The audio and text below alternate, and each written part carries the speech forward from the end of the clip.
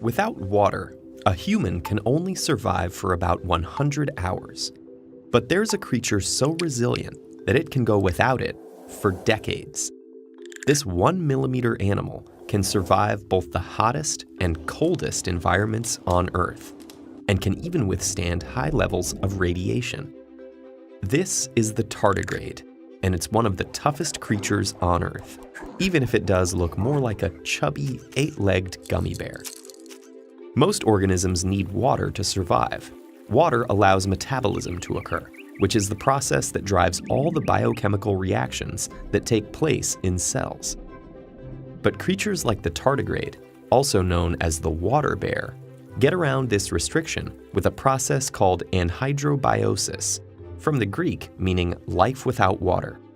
And however extraordinary, tardigrades aren't alone. Bacteria, single-celled organisms called archaea, plants, and even other animals can all survive drying up.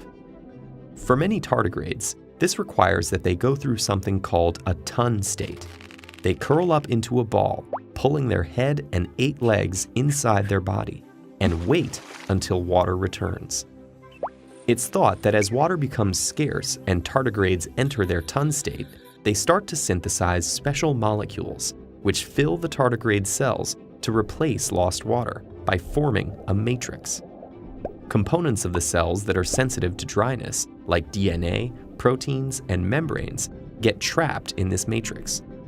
It's thought that this keeps these molecules locked in position to stop them from unfolding, breaking apart, or fusing together. Once the organism is rehydrated, the matrix dissolves, leaving behind undamaged, functional cells. Beyond dryness, tardigrades can also tolerate other extreme stresses: being frozen, heated up past the boiling point of water, high levels of radiation, and even the vacuum of outer space. This has led to some erroneous speculation that tardigrades are extraterrestrial beings.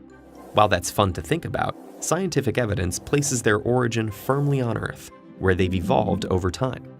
In fact, this earthly evolution has given rise to over 1,100 known species of tardigrades, and there are probably many others yet to be discovered. And because tardigrades are so hardy, they exist just about everywhere. They live on every continent, including Antarctica. And they're in diverse biomes, including deserts, ice sheets, the sea, fresh water, rainforests, and the highest mountain peaks. But you can find tardigrades in the most ordinary places too, like moss or lichen found in yards, parks, and forests. All you need to find them is a little patience and a microscope. Scientists are now trying to find out whether tardigrades use the tun state, their anti-drying technique, to survive other stresses. If we can understand how they and other creatures stabilize their sensitive biological molecules, perhaps we could apply this knowledge to help us stabilize vaccines, or to develop stress-tolerant crops that can cope with Earth's changing climate.